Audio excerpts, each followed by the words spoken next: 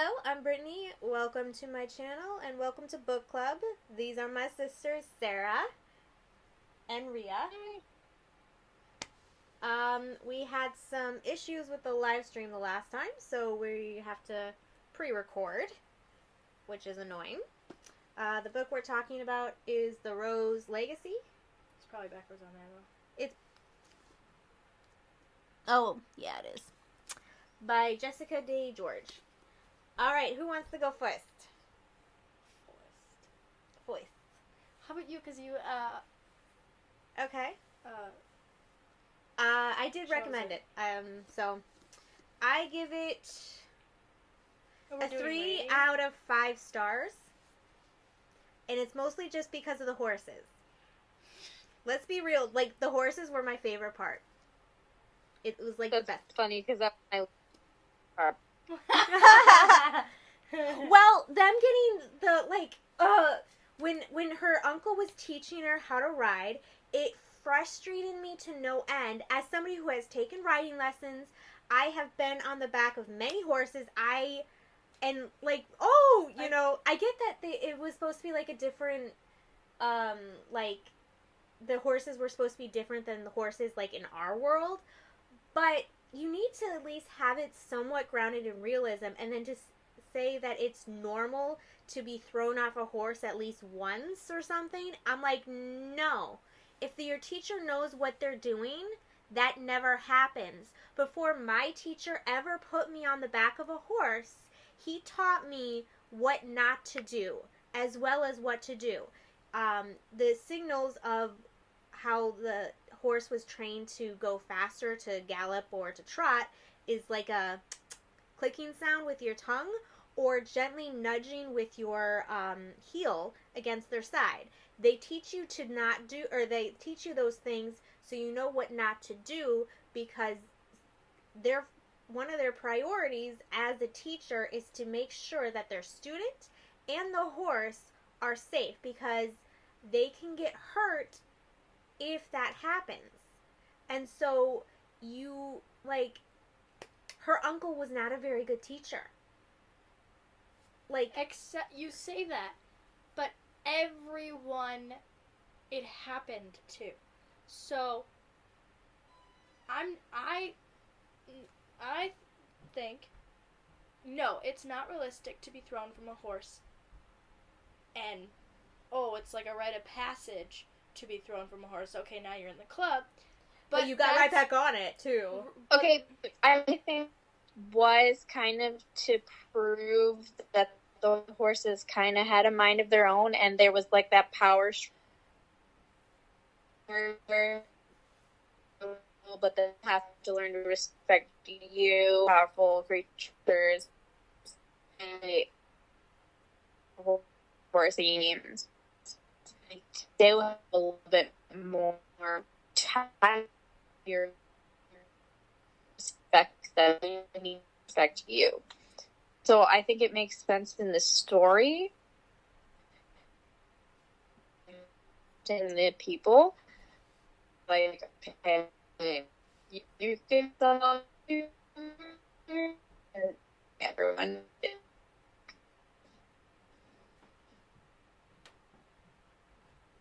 Sorry, you're breaking up again. But yeah, I get that, and I understand it's about, like, the world building and all that, but it just, we've all been horseback riding, like, and so, like, when it's something that you've done. A well-trained horse shouldn't throw you. Yeah, and it's just, like. It's ride gentle. And then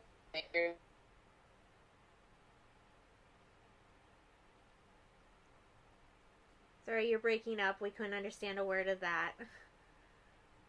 Stupid wild. Yeah. Ugh. It's so hard.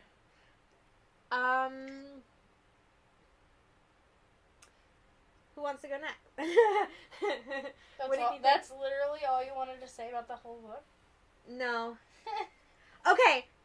Okay. What?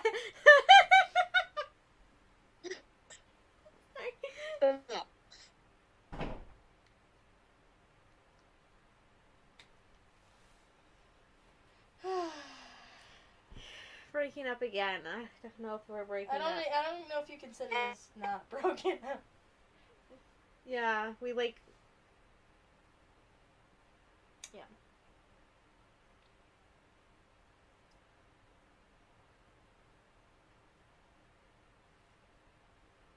Can you hear us?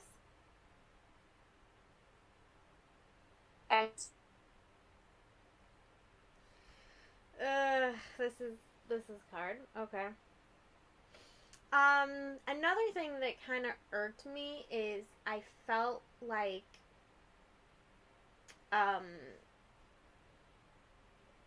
her, I mean, however you say her name, because I apparently can't say it right, Thea, or whatever. Anthea? I think it's just Thea. Anthea. Okay. How, her entire life, as far as she remembers, she's been passed from one family member to another. She has abandonment issues, basically, because she's never been, or she doesn't feel wanted and she doesn't feel loved. And so I feel like that should have been a little bit more consistent, because her writing the letter to her aunt, I felt, was very inconsistent with that. And that kind of when you have a character flaw like that, you need to, I feel like in this story it could have been really well used, where she doesn't trust her uncle, she doesn't trust her cousin, she doesn't trust anybody at the last farm, or and I just feel like they could have used it more. And it, Well, I feel like the way that she set it up was that she wanted that relationship with her aunt. Mm-hmm. And so when her aunt actually showed interest in her and actually seemed to care in the letter, even though she never felt it in person, it was like that slight reaching out. Slight hope. Was like, well, maybe she actually did care about me. And, the added part of her wanting to be, what is it, a rose lady? What's the name? Rose Maiden. Rose Maiden.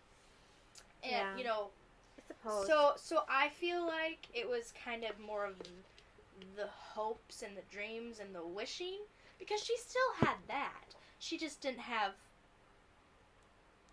I wouldn't even say trust. It was more of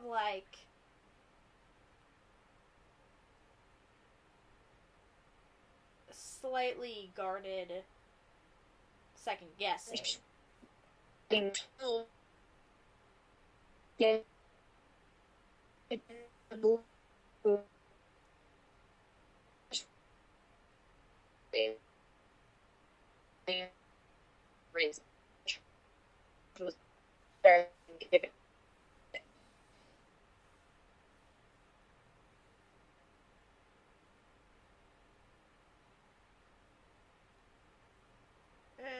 Breaking up again. We literally got none of that. Oh my gosh. Breaking up again. Literally, the whole time you've been breaking up. Now you sound like an alien.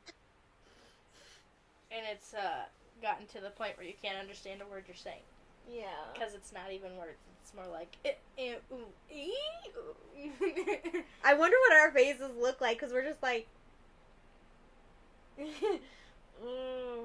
Or she can even see that if we're going out for her. Oh, yeah, true.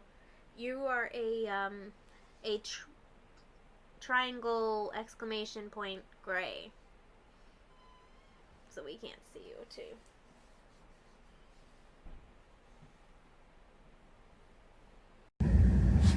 Hey, testing 1, 2, 3. We'll see if this works. I don't know if I should just talk about the book or if we just should run a test, but I guess we'll just do a test first. So let me know if it works.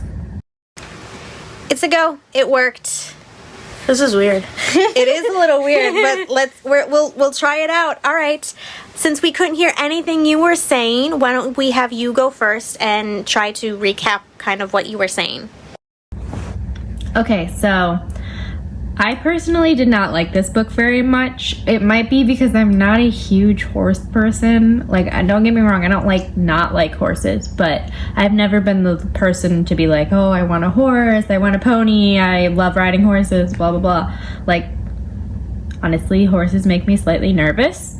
Even just when someone's guiding the horse around, which is what I've done, it was not my favorite thing. But, I didn't really enjoy this book very much, which is hard for me because Jessica Day George is one of my favorite authors, and I just have to say one side note, on Goodreads, she reviews her own book, which is hilarious. Of course, it's basically just a recap of what's in the prologue at the end. Prologue? Yeah. But still, I was like, wait, that's Jessica. That's the Jessica. And I opened up her account and was like, it's actually Jessica Day George. And you can see what she's reading right now, which is kind of weird to me to be able to kind of stalk my favorite author. But anyway, I'm not creepy. I really hated her mom. Like, I got very mad the entire time her mom was even mentioned, because when she found out she was still alive, I started hating her. And then when she found out, or when she met her and was like, who are you and why are you taking me far away from my friends? And then she's just like, oh, you don't know who I am? And you're just like, how is she supposed to know who you are? You abandoned her when she was a young child. Like, seriously? And then now you're kidnapping her, which is like somehow okay in your mind? And why would you choose that creepy, dumb king over the queen that you used to work for, who seems at least sympathetic and nice, versus stupid and arrogant and whatever, which of course is from the perspective of the girl, but still. And then the relationship with Thea and her cousin made me really sad, because it was like something that I could kind of relate to, as far as me and my cousins were pretty close when we were younger, and now we're not, which is kind of sad. Although I'm kind of reconnecting with them on a different level, but it's just never going to be the same as when we were little. So I kind of could relate to that part slightly. And I don't know, her crushing on the horse king, I don't know, whatever, was a little funny and weird and almost felt forced, but not, where you're like, does it feel forced because I'm like drawing conclusions, or is it actually forced? I don't know. But I don't know what else to say, but it was just kind of a lot. But I was mostly disappointed in the book, but like, I'd maybe give it a 2 out of 10. I know Brittany did 3 out of 5, but out of 10, because it was just like bad. But then when I read that she rewrote it based off of a book that she wrote when she was 13, I felt a little bit better, because yeah, but I still didn't like it. Anyway, who's next? Well, I will say that you did summarize a lot of the stuff that I didn't like. Her mom, when we first met her, I was like, she is gotta be like #1 on my list of people to hate the absolutely most. Evil or not evil. Like, first off, your daughter, I don't feel like she even loved her. I mean, they kept saying that she loved her dad, and I'm like, no, she didn't. I'm like, she did not. What? It was an arranged marriage, and she abandoned her daughter after his death. I'm sorry, what in that says she loved him? I also have a theory. It may be out there, but because we're speculating that he may have been on his way to meet her. What if he did meet her and she killed him? I don't know why, but that's just like a thought that popped into my head while I was reading it. Wow. And the Horse King's name is Finn. And Okay, Finn is adorable. So he is. I liked don't Finn. be hating on Finn. Finn was awesome. I thought he was so cute and sweet. How like when her uncle was there and he was being a jerk and she was getting all stressed and he held her hand. I thought that was really sweet. He was very comforting to her. And the chain. My question is, before we get into that relationship, how old do you think they are? I personally got the impression that they were like 16 or 17. She apparently got the impression that they were younger. So what do you think? I thought she was like 12. So what do you think? I thought she was about 13. So, yeah. Because she hadn't gone up to primaries, or she hadn't gone up from, like, she was in, like, a pre-college type age, which back then was a lot younger. So, I just thought she was, like, 13. But didn't they, like, say her age in the beginning of the book? I don't remember. And how do we all have different ages? I guess it wasn't clearly defined. And don't get me wrong, I do like Finn as a character. I just felt like their relationship felt forced. But he was sweet. Obviously, the holding hands thing could have negative or positive. But it did get a little bit creepy in some points, but sweet, but yet I was surprised by the adults' reaction in the room by that. Like, nobody's saying anything, but okay. Anyway. All right, I'm looking in the book, and from what I can see, they don't say her age. You're looking at the first 4 pages. Yeah, I'm scrolling through the first couple chapters, which is where it should be, and I'm not finding it. I'm pretty sure that they've never mentioned it, but based on her behavior and adolescent behavior, at some points, I believed she couldn't be much past 13. So I went with 12 because of that. Where she was, kind of mature-ish, but not. Yeah. Like, she definitely was trying to be ladylike, but I feel like, obviously ladylikeness and being forced to grow up faster, especially being tossed around house to house, and you must behave kind of mentality of behave, or otherwise we'll get rid of you. Yeah.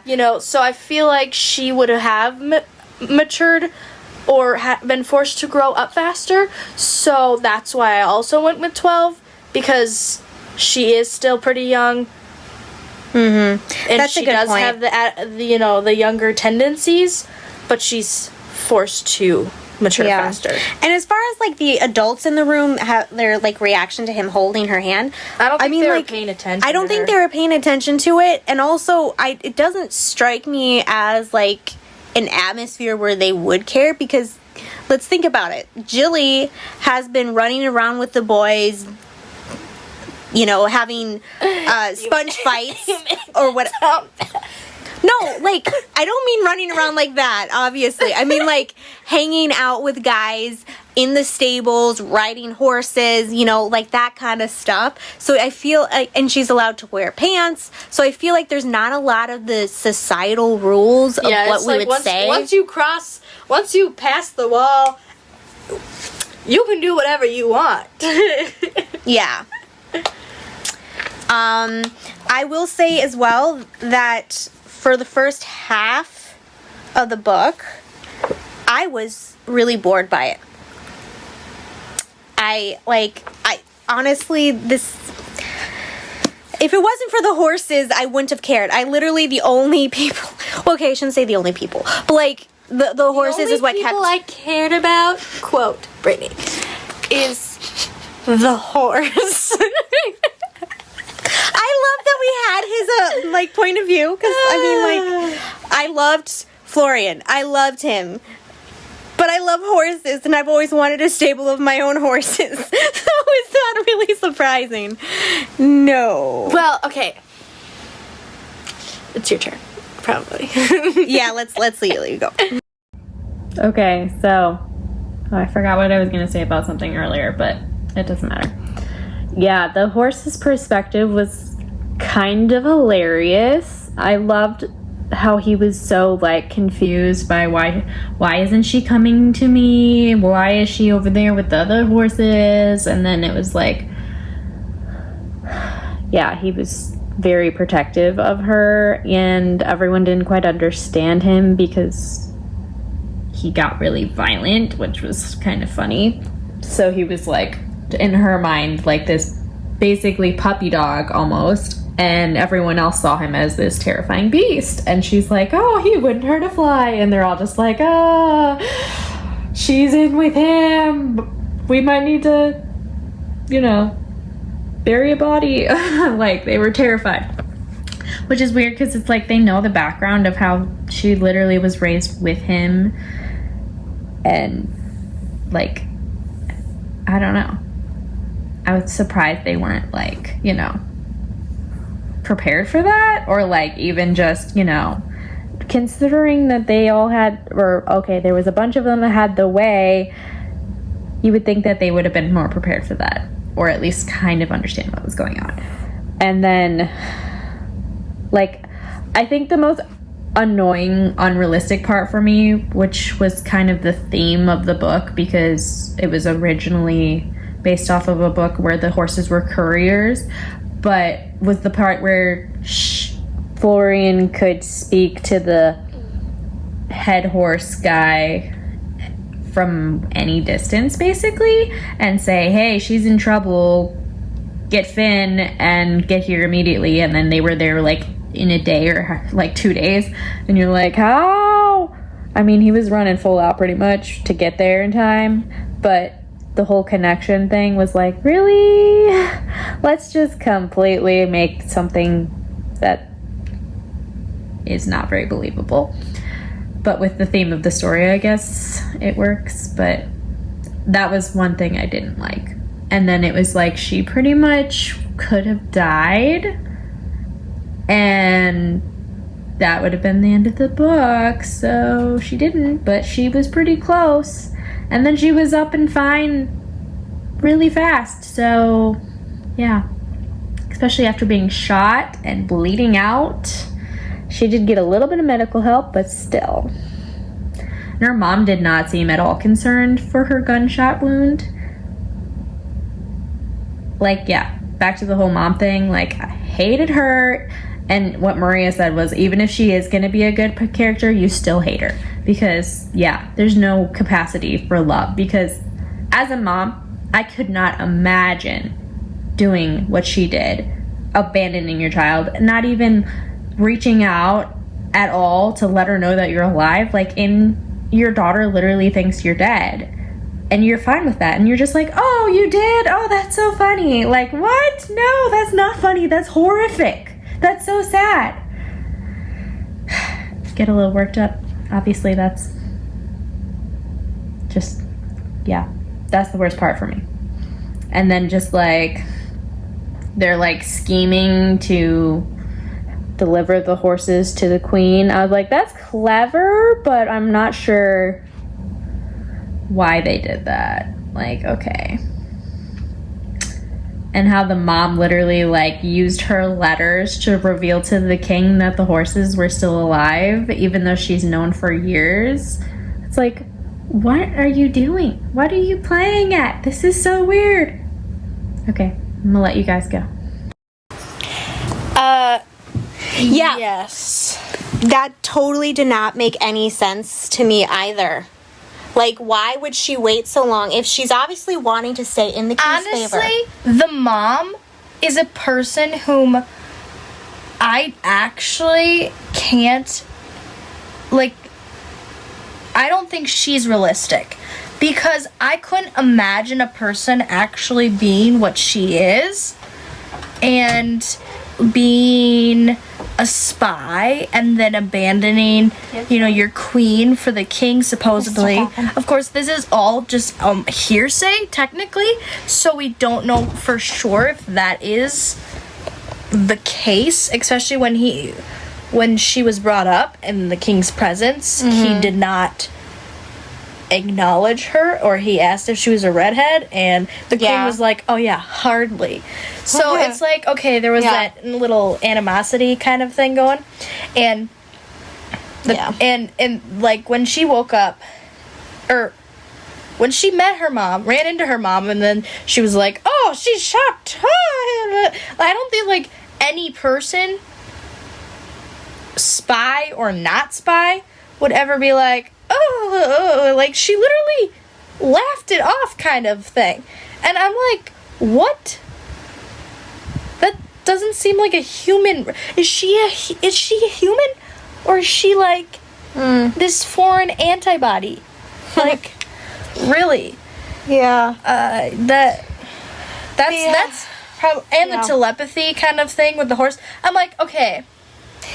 I was as they were thinking, or she asked the horse to do that, I was like, how's he gonna do that? Does he have to like run for miles until he gets in the right range to like, oh, it's kind of near vicinity, kind of like a horse neigh, where you like have to be that close to hear it? Because they didn't establish that they could do it from a distance, because like when she's in the house they don't communicate, right? Or when like if she had the way, and when she first got there and he was clearly like staring up at her window, and he was like sending her messages, come to me, my like, beloved, so why come to me, and she'd be like, oh my God, what is that?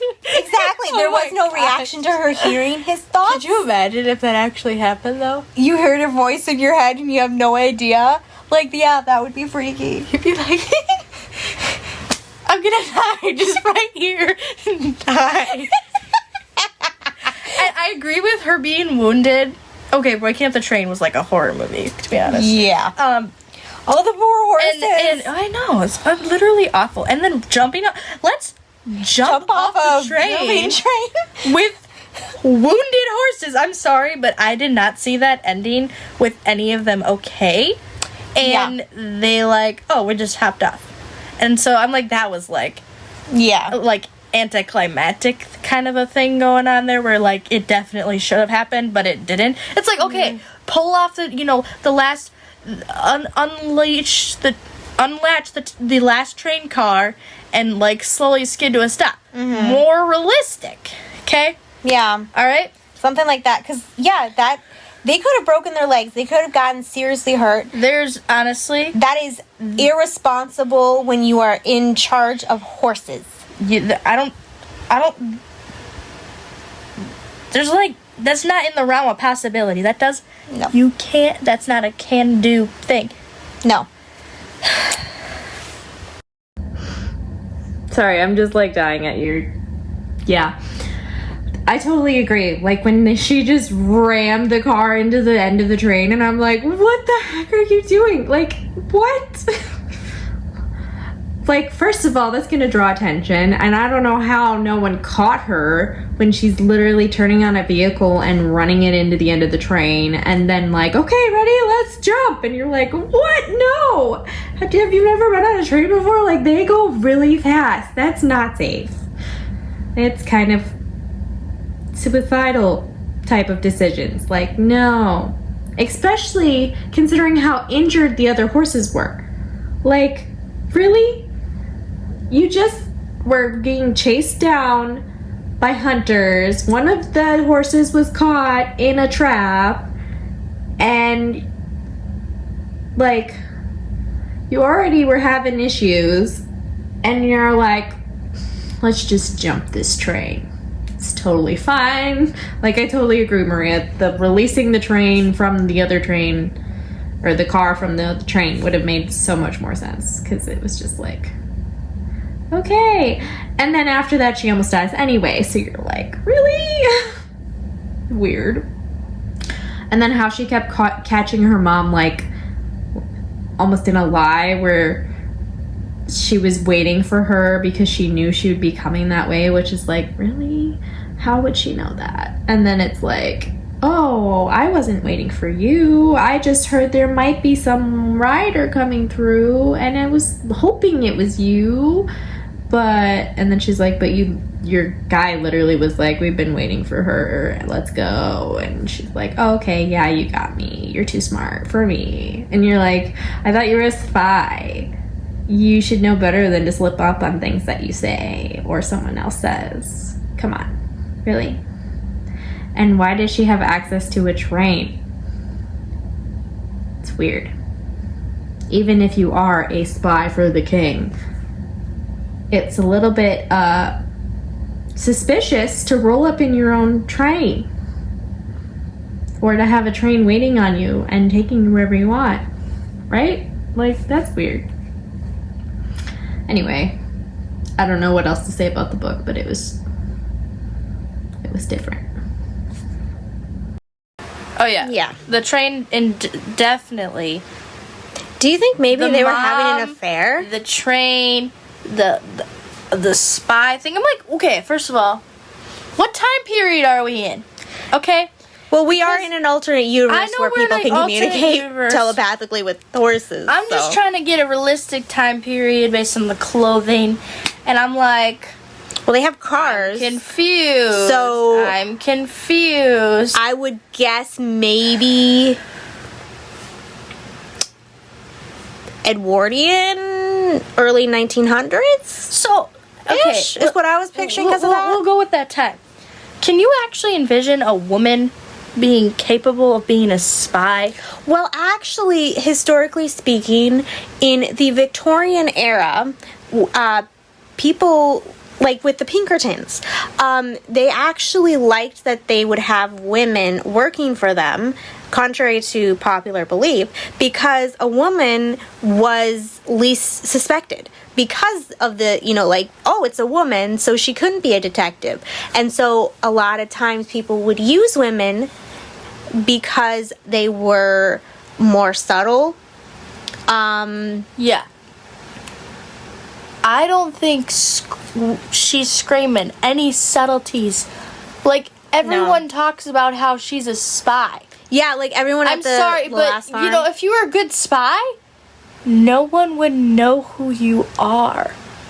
So, yeah. number one, she's not a good spy. Well, that and two, a good spy, nobody knows what side you're on because that's how good you are. If she was really a good spy, she would have still tried to be in good favor with the queen while still working for the king. Right, because he would have had, an in his wife's mind, Yeah. And honestly, Considering how polar opposites they are, I could see there being some kind of power struggle between them. And so, yeah, that would definitely I be... don't get why there needs to be. I don't get that either. I really but don't. It's like, That's I don't what it get was the set out. whole... okay, the mom character. Yeah. Also, Fail. The spy thing. What? The king and queen not being on the same page. Page. Mhm. But in the book, when they're describing the king, they say he looks more like a farmer than a king. I was like... and Finn looks more like a king, but he's a farmer. Well, he's a king, but he's... You know what I mean. He's a rightful king, but he's a farmer. Or a rancher, or whatever you want to call it. He's a horse hand. Yeah.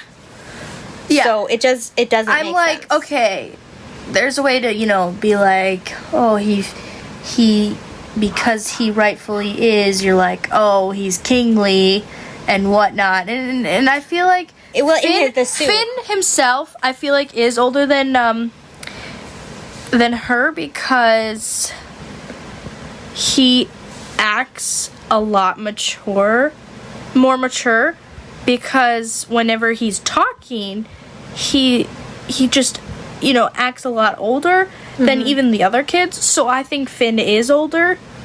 I don't know what age, because I'm based on his behavior, and then I can't definitively say, Yeah. I feel like their age is definitely an important thing to communicate in the book like this. Especially when you're trying to make him a king, and then also kind of make them more adult because they're making adult decisions and like coming up with their plan and then leaving without all of the other adults. Their poor uncle, his reaction. I'm like, well, yeah. Oh my gosh, she's alive. They're alive. Ah. Yeah. That was horrible. That was sad. Well, I think it's sad that he actually was fighting for her the entire time and he didn't want her to leave, but she was forcibly taken out. So I think that's extremely sad because he actually did want her. Yeah, and now she comes to him. Because her mom is a complete utter jerk. Yeah. Doesn't want her herself, but yet you can't have her. I'm gonna send her to people who don't want her. But what I like, what? Yeah, it doesn't. None of that makes sense, and I like. You're going. I feel like what? I keep moving it. Sorry, I'm sorry. I'm like here. Okay, oh, that actually hurts. Oh right, we're not done yet. I accidentally pressed. What were we saying? Besides laughing at ourselves, well, I mean, when you're being stupid, you can laugh at yourself, right? Oh yeah, about the uncle. Yeah, it's really sad because like she lives her life feeling unwanted and unloved, and then she comes to this place. And he's a stranger, and he's like, I love you, and I wanted you, and I always wanted you. First of all, she's like, okay. Ooh. Okay. Whoa. You want me? This is, I don't know how to feel. Yeah. And then she locks herself in a room. I'm like, okay. I can and get, then him having a key, honestly, I can get that. Her locking herself in a room. Yeah. Because she's like, everything that she keeps finding out from these people, she's like, they're telling me everything I know is lies, and they're acting like they know me, but I don't remember them. Yeah. So, yeah, it makes sense that she kind of was like hiding away and trying to make sense of her somewhat new reality. Yeah. Although I do, from a personal like, when somebody tells me something, okay, her school told her all these things of the history and the truth and stuff, and then her coming here and then they'll be like, oh yeah, that's a lie, and then her believing it right away. And then you have to accept it, you have to question it, or you have to blatantly disregard it as a lie. And it's like, I felt like she accepted a little too soon. I feel like she questioned it, but in reality is she didn't have enough actual information to make it truth. So I was skeptical kind of everybody the entire book. I'm like, yeah, I like them, or oh, that was, whatever, kind of leaned more this way, favoring one person over another, like hated the mom immediately, obviously. We knew that. But otherwise, I was kind of skeptical because I'm like, there's always two sides to a story. What side or what in between is actually the truth? So I'm like, how to play this, or read it, or, I don't know what all to take as the truth. So yeah.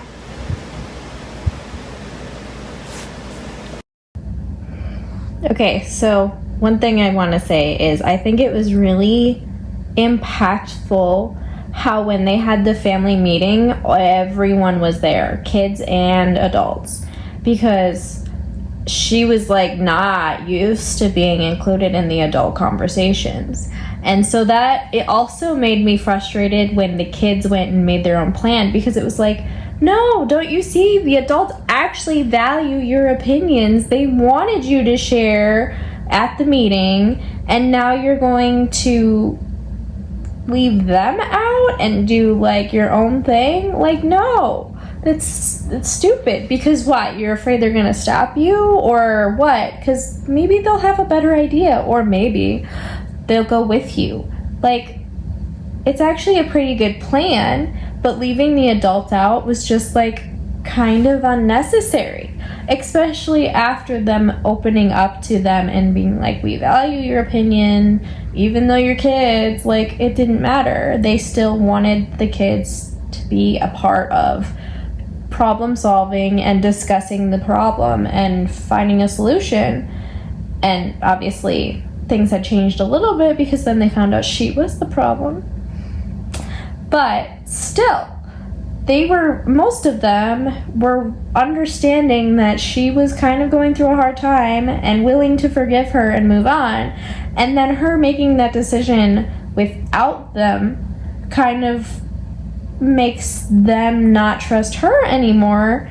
And it's like, she's trying to trust them, and then she does that, and now they're not going to trust her. So it's like, you're kind of jeopardizing this new relationship where they were really trying to go above and beyond, especially her uncle, to make her feel included. And even though they fought on some things, he still was willing to give a little, and he was always truthful with her. Like, he always said, no matter what, I will tell you the truth. And so far, he was, stayed true to that, and he did tell her the truth. So it kind of made me mad that the kids were all like, yeah, we're just gonna go do our own thing.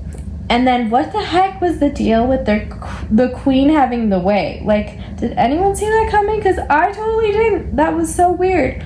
Because then she's like talking to the horse, and you're all like, and she's like, oh yeah, I used to live in the outer walls and whatever, and I got the gift, and she's all like playing it cool, and they're all just like, what? And I feel like a lot of our unanswered questions with the mom and the spying stuff and the king and queen relationship and why the mom left the queen to join the king was, they'll probably go more into it in the next other books, which is probably why we didn't get very much information, because, right, this is a series. So it makes sense that we're not getting all the answers and that we're frustrated with that, because obviously the best way to get us to read the next book is to make us want to know the answers. Is that enough for me to read the next book? No, but that's probably why. Yes. I totally agree about the group. I was like, oh my gosh, you're making plans. First of all, stupid plan in the sense of, oh, let us two children girls go on a long distance journey with a bunch of horses. You need more people to handle that many horses. I was like, not for the plan. I agree. I think the idea of giving them horses was good, but I think that more people should have gone. No, because yes, you want them to know that they're not bad, but I have that, like, they don't know how to take care of them. Yeah, true. You would have to send your people. They would have to live there and take care of them for them. There's a lot of variables that I saw, logistically speaking. But at the same time, like, what else could they have done to try and stop whatever the king was going to do to destroy the last farm? I don't think. But I think that's what their goal of trying to get ahead of things. It's like, from my perspective, was he about to start a war? I don't know. Do they know? No. So I feel like they were being a little bit irrational. This is like, it's like when there's some rough waters and you're getting a taste of, oh, possibly we might go to war. You start to send delegates and kind of speak with them and see where they're at, and decide, oh, should we make a peace treaty? Can we make a peace treaty? Can we do a bargain? You have this, we have this, alliances before the war, or it's like a boom, all-out war. I feel like The Last Farm doesn't have many... no, I don't think they'll stand a chance in war, but I don't think that they had that much information where they would go, oh, the king is for sure going to come and kill all the horses. So I feel like it was a bit irrational to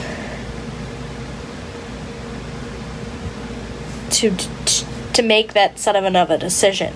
So personally, I wouldn't have sent the horses. Okay. I would have sent a human person because, first of all, think about it from the other side. The king and all his people have been taught these are infectious, dying machines that are mean, beast, vicious creatures. Okay? Oh, here you go. I gave you a giant man-eating beast, in your opinion, or man-killing. So it's like, we want to kill you. Could be I guess. Could be an, oh, well, we're definitely going to war now. There was something else that she said that I wanted to Okay. But my phone is dying very low, so why don't we do our book recommendations? Sarah, why don't you go first with yours? Okay, sorry, it took me a second to grab my book, which was on the shelf behind me. First of all, I just want to say, this is not my recommendation, but this is what I'm reading right now because I have it and it's awesome. So, yeah. The Innocents Abroad by Mark Twain, which is a very long book about traveling and is actually kind of hilarious and funny and informative. So I recommend this, but I'm not requesting this. So anyway, my book choice for this week is called The Floating Island by Elizabeth Hayden. And let's see.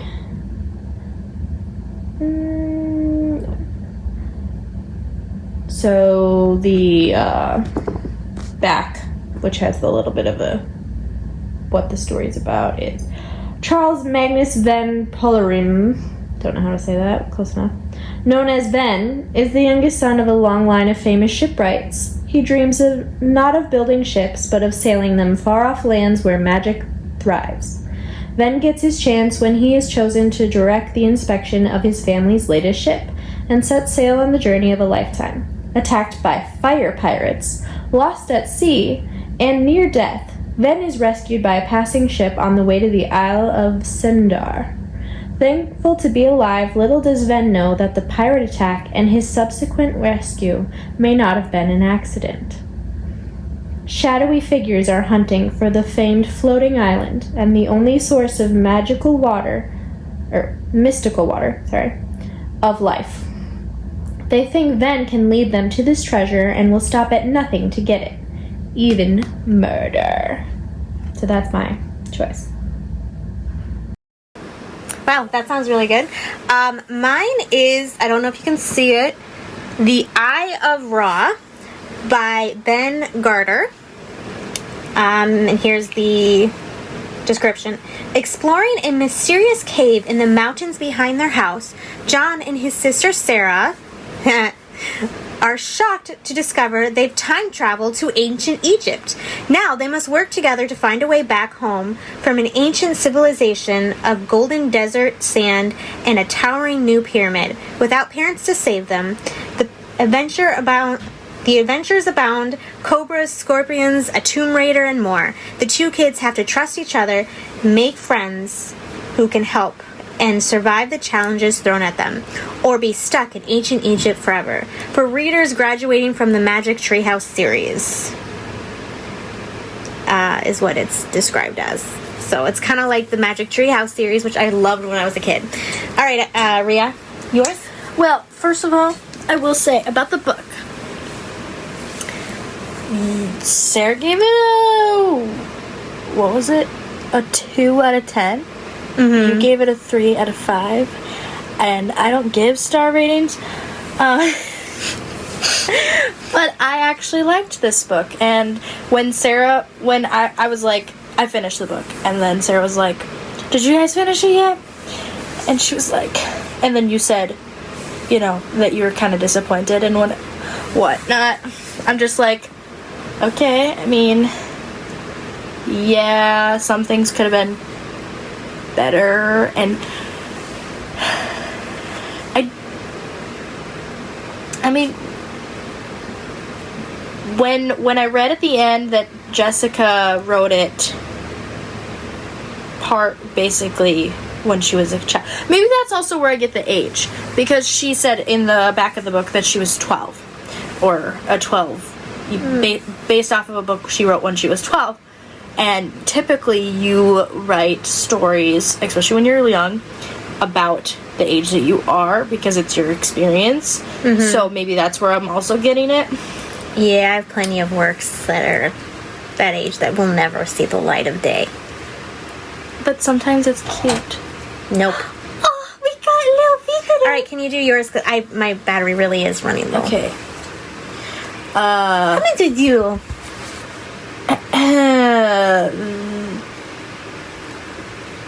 Is that the title right there, or is that the title? That's the title. But it says right there. The Dragon Prophecy. Wings of Fire Dragonette. must. That's Dragonette. Maybe that's like a serious name or something. Zoe, what are you doing? Okay, it's either Wings of Fire, the Dragonette Prophecy.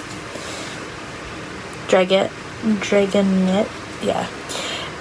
The 7 dragon tribes have been at war for generations, locked in an endless battle over an ancient lost treasure. A secret movement called the Talons of Peace is determined to bring an end to the fighting. With the help of a prophecy, a foretelling that calls for great sacrifice, 5 dragonettes are collected to fulfill the prophecy, raised in a hidden cave and enlisted against their will to end the terrible war. So it's a book about dragons? Yes. I was intrigued. So. Okay. Sarah, what is your vote? I love how you just forced me into going first, because we always have issues with who goes first for voting. So you like make me, because I don't have a choice but to reply. Anyway, I'm gonna go with Maria's. It sounded really cool. Oh no, you figured out my scheme. I said that to her after I ended it. And I'm like, no, I said, oh, you're so evil, making her decide first. Well, I'm gonna be even more evil. My vote is for Sarah's. And now you have to be how is that evil? because now you have to be the deciding one. Okay, honestly, I don't remember what Sarah's was. I'm trying to Pirate think. one? Oh, he's Going for his treasure? family is a ship makers, And he wants to use them, not make them. He wants to go on adventures. And then he gets captured by pirates. And they're trying to find a treasure.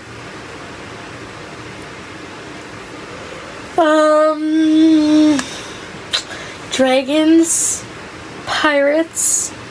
Well, dragons. There was something about treasure in this one too. But also, and then Ancient Egypt, time traveling. I don't really like time travel, but I like. True, the last one we But didn't I really. do I like didn't the enjoy. Magic Tree House.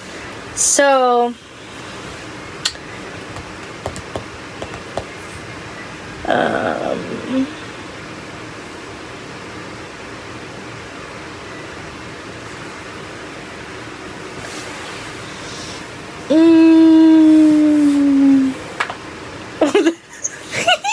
heard that crack. I don't know if you could hear it, but she just cracked her knee. I think that was my knee and my ankle at the same time. Oh, I've never done that before, but that felt good actually. Okay, come on, we need your vote. My battery's running low. Okay, I'm thinking. I don't know. It's harder when you go last. It is. I need more time to think. Okay, Maria, way to be indecisive. I think we all had really similar books, which is kind of funny. I just wanted to say that, but you can tell we've all kind of found the genre that we all like between this and like period dramas. So like fantasies, which by the way, there's literally a dragon on the cover. And I know my book didn't say anything about a dragon, but that's literally a dragon, so dragon. That's funny. You both choose books about dragons. Yeah, it is true because I have recommended like mysteries about dragons. It doesn't say anything, but it's on the cover. Yeah, because I've recommended like 1 or 2 mysteries, but you guys never are really interested, and you guys have never really been interested in the mystery genre. I like so I don't mysteries, recommend them. but I don't like to read mysteries that are classified mysteries because I like stories that you're like, ooh, intriguing, but it's not like classified as a mystery because I feel like that's kind of, you know, the genre is mystery, not like whatever the other books were, because I can't think of a genre that it actually was besides like, you know, fiction. And of course me, I'm tired, loved mysteries, true crime, yeah. All right, so what's your vote? She still doesn't know. I vote for mine. You vote for yours. All right, that's 2 votes for Maria's. Yeah. All right, so it is the Wings of Fire, The Dragon Prophecy by Tui T. Sutherland. It's dragon with an E and Dragonette. a T at the end. Whatever. That's You stupid. probably can't see. No, Great. it's flipped. But you can see the E and the T at the end of dragon. Yeah. So it's Dragonette. Okay. All right, so that is the book for next week. Did you say who was by? Yes, I did, but I don't think I said it right. It's T-U-I T Sutherland. So T-U-I is the first name. T is the initial of the middle initial. Yeah. And then the last name is Sutherland. Tui Tui? T Sutherland? I don't know. We're butchering the name either way, I mean, think. it doesn't sound right, No. but I couldn't imagine how you would say it. Yeah. Until, like, someone said it, I'd be like, I'd probably still be confused. It's kind of like all the names in Jessica Day George's books. I say it and she laughs at me because I say it different than she hears it. It's not that I hear it, it's I actually try to read the word with the sounds that is supposed to be said. And you just skip half the letters. I am so offended right now. No, I do not. Ugh. Okay, whatever. Yeah. Just whatever. Okay. So thank you for joining us. I hope you enjoyed us dissing a book. And I hope to see you at our next book club. Hopefully this turns out. Yeah, hopefully. This is going to be a new format for videos. Okay. Bye.